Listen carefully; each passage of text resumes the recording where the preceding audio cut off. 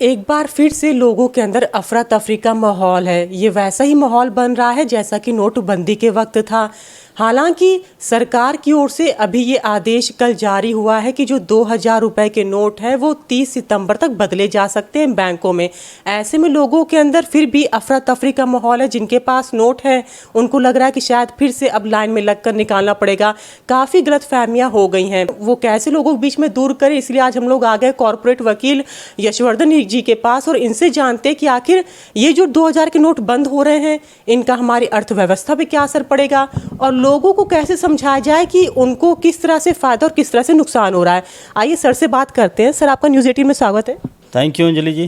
2000 के नोट बंद का मतलब सर्कुलेशन से बाहर हो जाएंगे और ये पिछले 3-4 सालों से सर्कुलेशन में नहीं है। अगर हम गवर्नमेंट सर्कुलेशन की बात करें तो गवर्नमेंट ने एक तो नोट प्रिंट करना बंद कर दिया है, मार्केट से सर्कुलेशन में नहीं है। बैंकों ने 2000 के नोट इशू करना बंद कर दिया है और इकोनॉमी पर ऐसा कोई फ़र्क नहीं पड़ेगा, क्योंकि पर्सनल इकोनॉमी पे फ़र्क पड़ेगा। मेरी आपकी पर्सनल इकोनॉमी पे फ़र्क पड़ेगा। जिसके पास 2 नंबर का पैसा रखा है उसको फ़र्क पड़ेगा। जिसके पास 1 नंबर का पैसा है उसके लिए गवर्नमेंट ने छूट दी है कि 30 सितंबर तक 20 हज़ार रुपये के लॉट में उसको बदल सकते हैं और बैंकों को इंस्ट्रक्शंस इमीडिएट इफेक्ट से हो गए कि आप उसको देना शुरू कर दीजिए।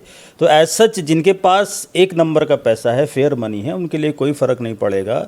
देश की इकोनॉमी पर एज सच कोई फ़र्क नहीं पड़ेगा। बट हाँ, जहाँ 2 नंबर का पैसा डंप करके रखा हुआ है उनके ज़रूर फ़र्क पड़ेगा।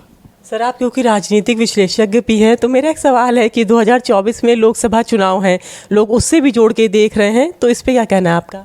सही देख रहे हैं लोग, इसमें कोई दो राय नहीं है कि बहुत बड़ा रीज़न 2024 के इलेक्शंस और 2024 के इलेक्शंस ही नहीं है, बल्कि ये एक एक्सपेरिमेंट के तौर पे था। 2023 में कश्मीर को लेकर के 10 राज्यों के चुनाव होने थे, जिसमें से कर्नाटका और 3-4 राज्यों के चुनाव हो चुके हैं। अभी 6 राज्यों के चुनाव होने बाकी हैं।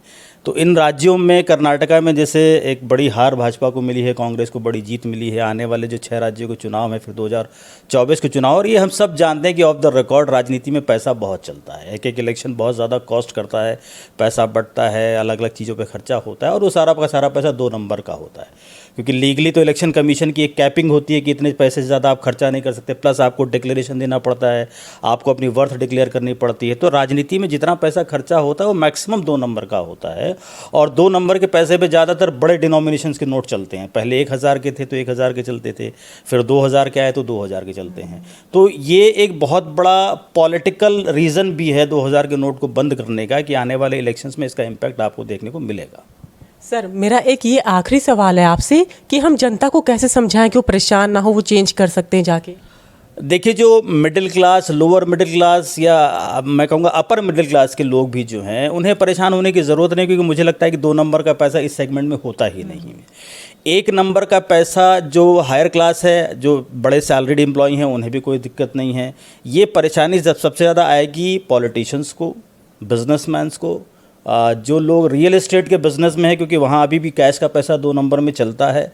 जो माफिया राज है वहाँ 2 नंबर का पूरा पैसा चलता है।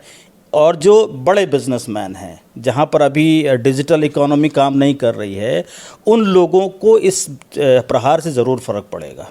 तो ऐसी और जानकारी के लिए जुड़े मेरे साथ। मैं लखनऊ से अंजलि सिंह राजपूत, न्यूज़ 18।